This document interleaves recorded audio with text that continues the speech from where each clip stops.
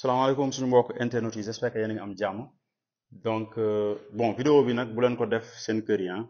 gars yi dëgër bopp yi ne le faites pas chez vous comme on dit souvent loo xamante ne t'es pas un professionnel du métier wóorul parce que boo koy def tout le temps da nga war a sol gant loolu moom mooy bon gants yi xaw ma fan la jaar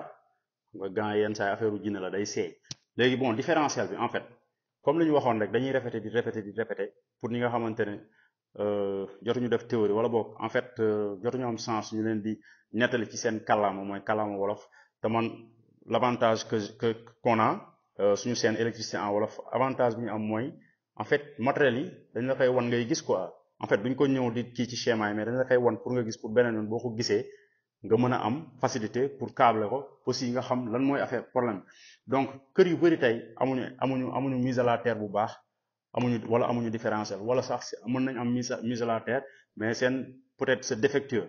donc soo si installé différentiel tout le temps day enclenché donc tamit tam avantage du différentiel mooy dina la wax fan la problème bi am donc pour les courants de défaut la ak les contacts directs ak indirects donc différentiel lan lay réagir actuellement am na courant donc boo laalee fii da ngay xam ndax am na courant gis nga donc loolu mooy wane ne sa différentiel am na courant donc bu fekkee woon amul courant boo laalee nii du def dara du réagir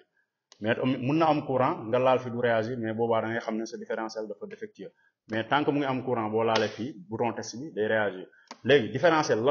lan lay réagir maanaam tey bu gisee contact indirect lan mooy contact indirect par exemple tey supposons phase bi ak neutre ak terre mën nañ laalante fenn wala neutre bi ak terre wala yow nga laal kii bi quoi en fait contact direct yow nga laal benn neutre wala nga laal benn terre donc automatiquement bu fekkee différentiel bu baax mise à la terre bi baax day enclenché par exemple fii am na courant ma jékki-jékki ñu laalante gis nga sauté na maanaam sama neutre fii laalante na ak terre bi day sauté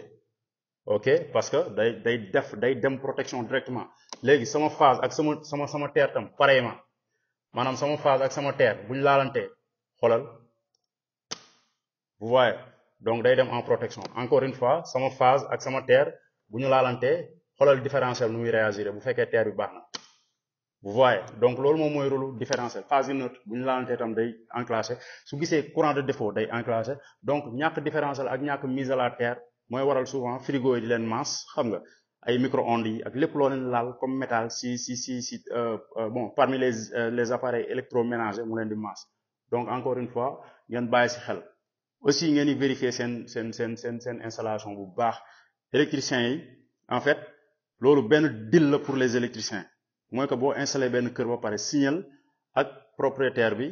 bon par exemple nga ne bon entretien bi chaque 1 an war naa ñëw pour entretien wala chaque 1 mois wala chaque 3 mois war naa ñëw pour def test xoolal